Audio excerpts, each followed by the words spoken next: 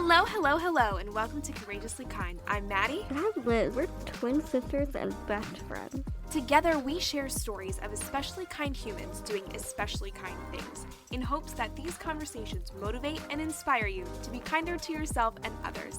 When we're not speaking with an incredible guest, we'll speak directly from our hearts about what it means to us to be courageously kind.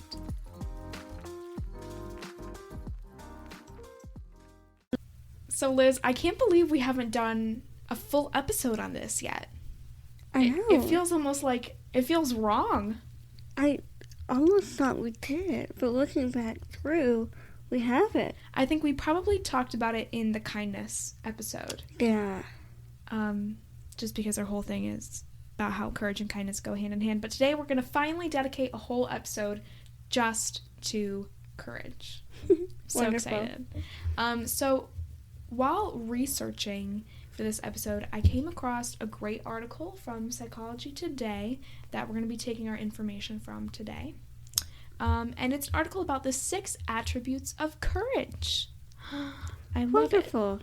I love it. So it breaks courage down into sort of like 6 different parts. And these are just examples of what courage can look like and sort of definitions of kindness, if you will. So we're going to talk about them today, and we're going to give some examples, maybe from our own lives, or maybe something that you can do in your life that can help you exercise courage a little bit. Because courage is like both courage and kindness are sort of like muscles. Absolutely. If you don't use it, you lose it, you know? Yeah. You have to be exercising it all the time, and they're practices, you know? So there's something that you never quite achieve, you just... It's a daily choice. Absolutely. So, let's get into it. Yeah. The first attribute we're going to talk about today is feeling fear, yet choosing to act. And I love this one, and I love that they put this one first, because I think it clarifies a common misconception about courage. And that is that courage equals fearlessness, and that is not true. Yes, absolutely. Yeah. You know, I think so many times we think in order to be courageous, we have to be free of our anxieties or fears. We have to be totally unafraid. But that's just unrealistic. I mean, Yeah. I've never met anyone that is truly unafraid of anything. Yes, yeah. We're humans, and that's just a natural, instinctual thing to be afraid of things. But we can still choose to be courageous in those moments of fear. I love it. The second attribute, I was kind of shocked to hear this one under courage. Yeah. But it's following your heart. And sometimes, I think that saying sounds very naive. Oh, follow your heart, and it sounds very naive and irrational. Yeah. And not logical. Yeah. But if you think about it, how courageous is it to listen to what your heart is telling you instead of what your brain is telling you? Yeah. I mean, I don't think anyone can argue with the concept of following your heart, listening to your soul and your gut and your instincts and choosing to make decisions from a place of love rather than a place of maybe intellect, I guess. I don't think that's the right word, because we can have this emotional intellect as well. But choosing to do something out of goodness and out of love and not out of strategy or, out of your brain. Your brain can be tricky sometimes. So I love this one, and it is something that I wouldn't typically think about when I talk about courage. Yeah. This next one, I think is very, it's very clear why it's talked about during courage, but it's persevering in the face of adversity. Enough said there, you know? Yeah. I don't think that needs much explanation, really. Right. I mean, being faced with a challenge, being faced with something that's difficult, and choosing to keep going. Making that choice to say, I'm gonna stick with this, or I'm gonna get through this. One of the most courageous things you can do. Yeah. The fourth one is standing up for what is right, which again is pretty self-explanatory, but it's a lot harder than you think.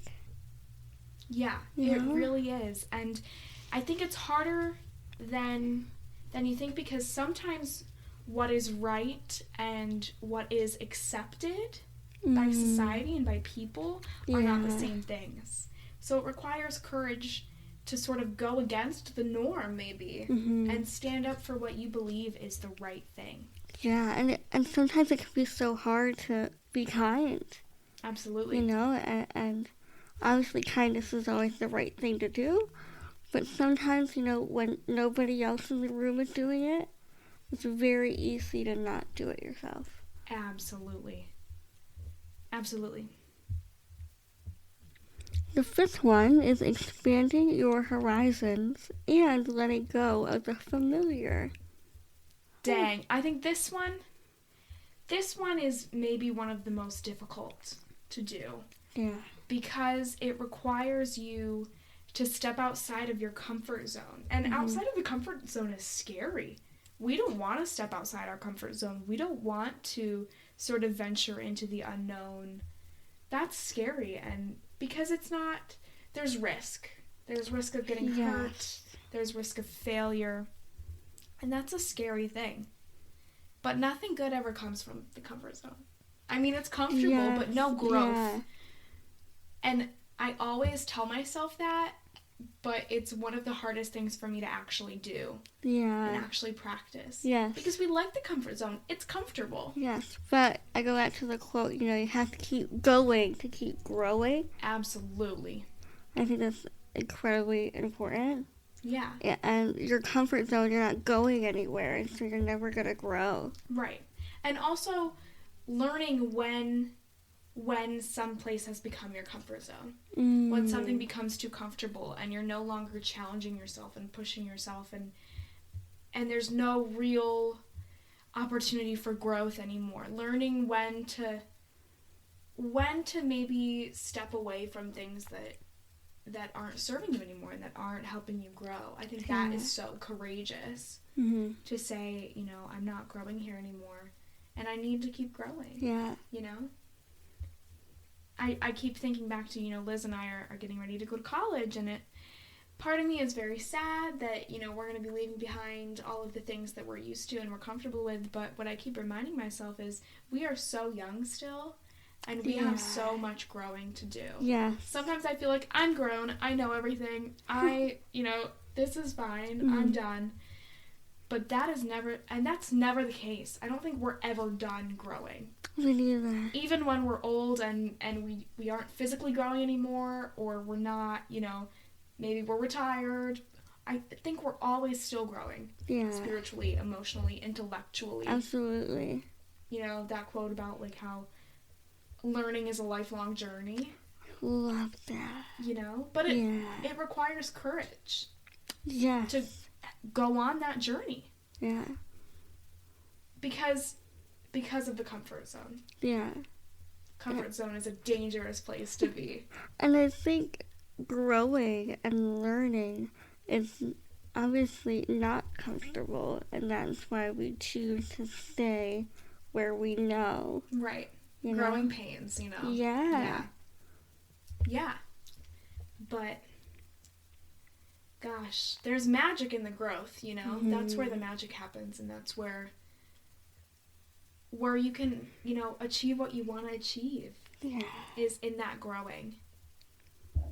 I love it. We talked a lot about that one, but I just thought it was necessary of sort of diving into.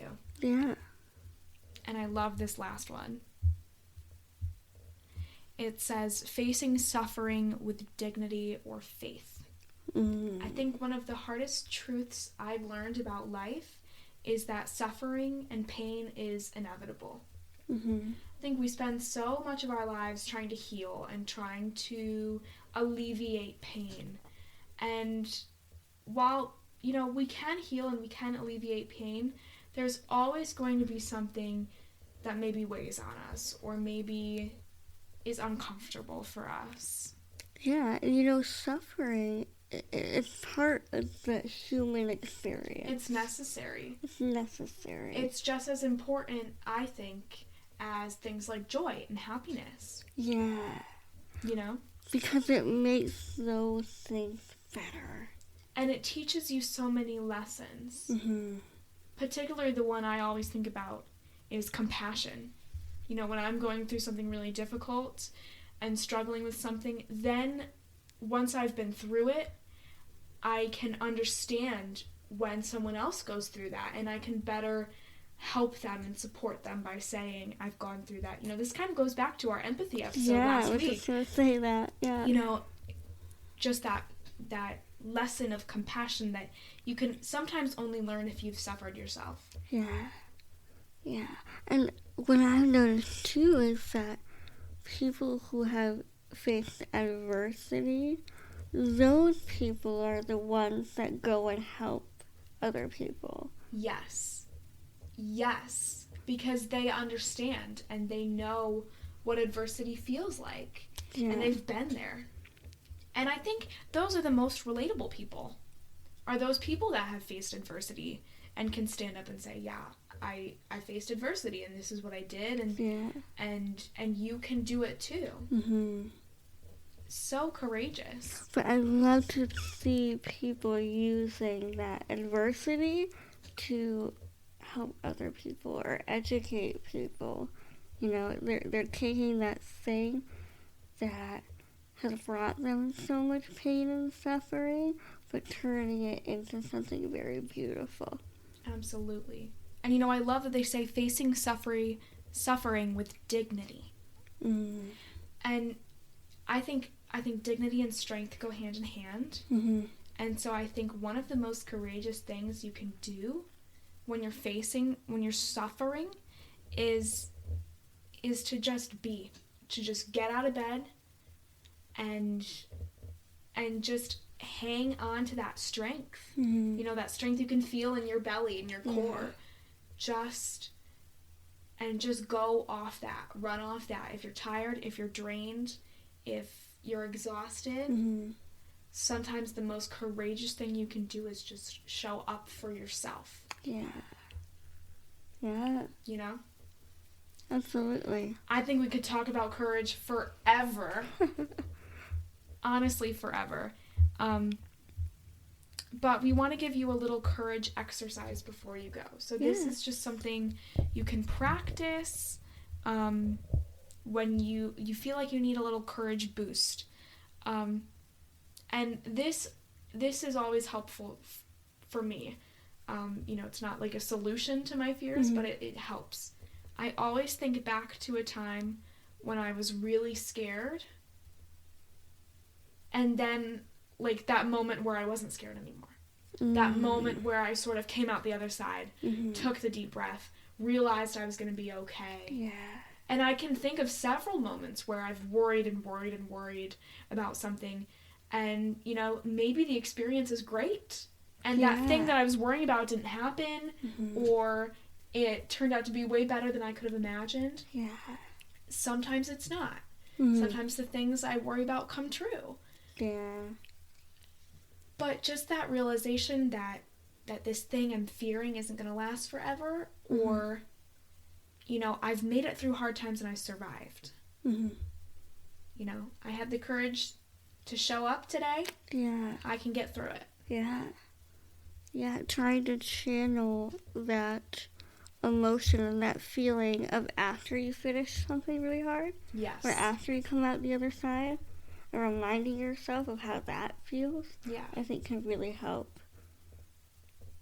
Absolutely. And just the the feeling when maybe you think about something that used to really bother you, like something that really hurt you but that you've healed from. Yeah. Looking back on it, not with anger, not with bitterness, but of just feelings of gratitude for what it taught you. Yeah. I think that is so courageous too. Absolutely. God, we could just talk about courage forever. And I think we have to keep talking about it because, you know, I think the reason why people aren't kind is sometimes a lack of courage. Mm-hmm. Yeah. And we can definitely dive deeper into that in another episode, but this episode is already running a little bit long. So, yeah, just be courageous. Yeah. Step into that courage. Step into it. Woo! We'd like to give a huge thank you to Anna Waltz Landscape Contracting for their support of Courageously Kind. Anna Waltz is a family-owned landscape contracting company in Berks County that has served Pennsylvania for over 35 years. If you're ready to get your landscaping project started, visit annawaltzlandscape.com or call 610-916-7070. Anna Waltz Landscape Contracting, beautifying Pennsylvania 1 yard at a time. Thank you so much for listening. If you like this episode, feel free to share it with your friends, your family, or anyone you think might like it too. And if you want to support the show, leave us a review on Spotify or Apple Podcasts. It really does help. Or check out our merch store at courageouslykind.org. Take good care, and we'll see you back here real soon.